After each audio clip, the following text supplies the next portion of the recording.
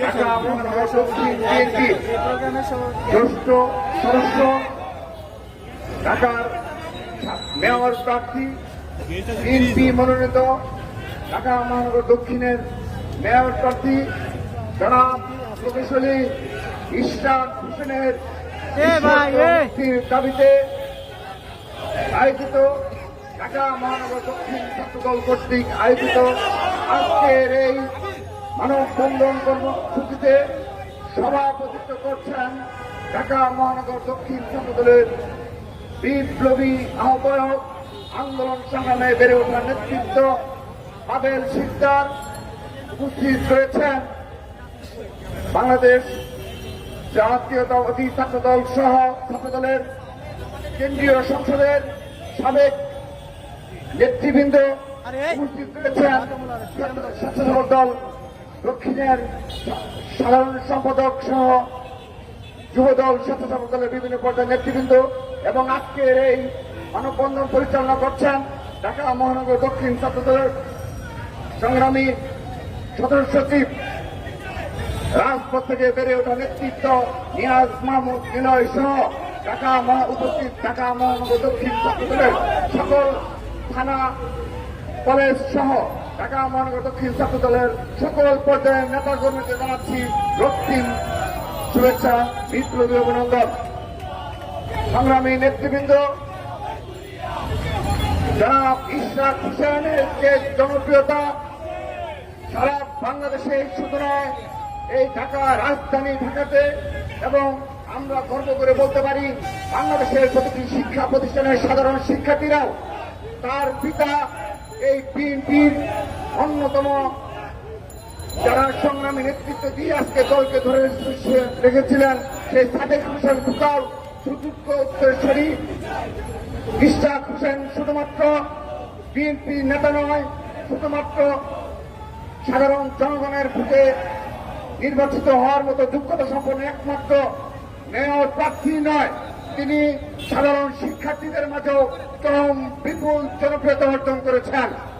সেই ধারাবাহিকতায় তার সেই জনপ্রিয়তাকে ভয় পেয়ে ঈর্ষান্বিত হয়ে বারবার তার উপর হামলা হয়েছে, তাকে কারাবরণ করতে হয়েছে। তার ওই অল্প বয়সেই তাকে অনেক প্রতিকূল পরিবেশ মোকাবেলা করে রাজনীতির মাঠে টিকে থাকতে হয়েছে, কিন্তু তিনি মাঠ ছেড়ে যাননি, তিনি রাজপথ ছেড়ে যাননি। ইশরাক হোসেন শতবার কারাবরণ করলেও তিনি ঢাকার রাজপথ ছেড়ে যাবেন না, তিনি ঢাকার সাধারণ জনগণকে ভুলে যাবেন না।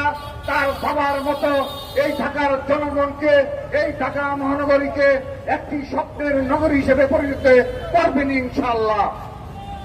সংগ্রামী নেতৃবৃন্দ, আজকের এই ইশরাক হোসেনের নিঃশর্ত মুক্তির দাবি শুরু করছি না, সেই সাথে নিঃশর্ত মুক্তি দাবি করছি বাংলাদেশ জাতীয়তাবাদী যুবদলের বিপ্লবী সভাপতি, সাবেক মৃত্যুঞ্জয়ী ছাত্রনেতা, বাংলাদেশ জাতীয়তাবাদী ছাত্রদলের সাবেক সফল সভাপতি, আন্দোলন সংগ্রামের পরীক্ষিত নেতৃত্ব জনাব সুলতান সালাউদ্দিন টুকুর নিঃশর্ত মুক্তি দাবি করছি।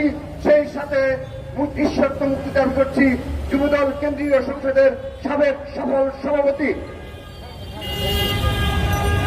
সাইদুল আলম নীরব সহ যারা যে সকল কারাবন্দী নেতৃত্ব রয়েছে সবার নিঃশর্ত মুক্তি দাবি করছি।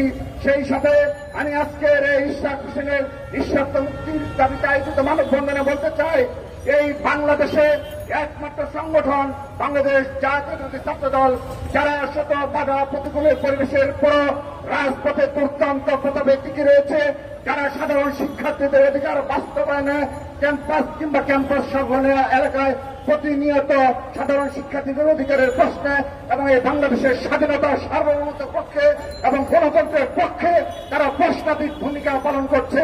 তাদের এই ঐতিহাসিক ভূমিকা একদিন বাংলাদেশের ইতিহাসে বিরোচিত হিসাবে আখ্যায়িত হবে।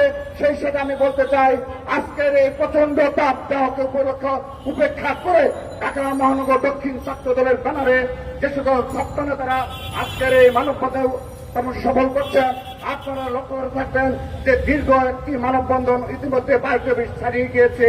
আমরা শুধু বলতে চাই, এই বাংলাদেশে সে অবৈধ প্রধানমন্ত্রী শেখ হাসিনা শুধুমাত্র এই বাংলাদেশের গণতন্ত্রকে হরণ করেনি, একইভাবে এই বাংলাদেশে কোন রাজনীতি তিনি রাখেননি। আজকে শুধুমাত্র তার যে দল রয়েছে এই ছাত্রলীগ যুবলীগ, তারাও আপনারা লক্ষ্য করে থাকবেন এই প্রচন্ড তাপদাহ উপেক্ষা করে তারা রাজপথে নেই। তারা সাধারণ জনগণের কষ্টে বিগত 15 বছরে কোন ন্যূনতম ভূমিকা পালন করেনি, কিন্তু সাধারণ জনগণের ঘুষ চুরির ক্ষেত্রে তারা সর্বাগ্রে ভূমিকা পালন করেছে। আমরা বলতে চাই একমাত্র সংগঠন হিসাবে যুগে যুগে টিকে ছিল ছাত্র দল, আগামীতেও সকল বাধাকে মোকাবেলা করে দুর্দান্ত প্রভাবে আমরা টিকে থাকবো এবং এই অবৈধ ফ্যাসিস্ট হাসিনার পতনের আমরা ধার পথে রয়েছি। সেখানে এই ছাত্রদের নেতৃত্ব দিবে তার প্রমাণ দেখেন আজকেও ঢাকা মহানগর দক্ষিণ ছাত্রদলের ব্যানারে এই প্রচন্ড তাপদাহ উপেক্ষা করে যেখানে সাধারণ মানুষের এই রাস্তায় বের হওয়া কঠিন, সেখানেও এই ইশরাক হোসেনকে ভালোবেসে তার জনপ্রিয়তাকে ভালোবাসে তার নিঃশর্ত মুক্তি দাবিতে আজকে এখানে কয়েক হাজার নেতাকর্মী উপস্থিত হয়েছে। আমি সাধুবাদ জানাই। আমরাই পারবো এই দেশের গণতন্ত্র রক্ষা করতে, আমরাই পারবো বাংলাদেশের স্বাধীনতা সার্বভৌমত্ব রক্ষা করতে।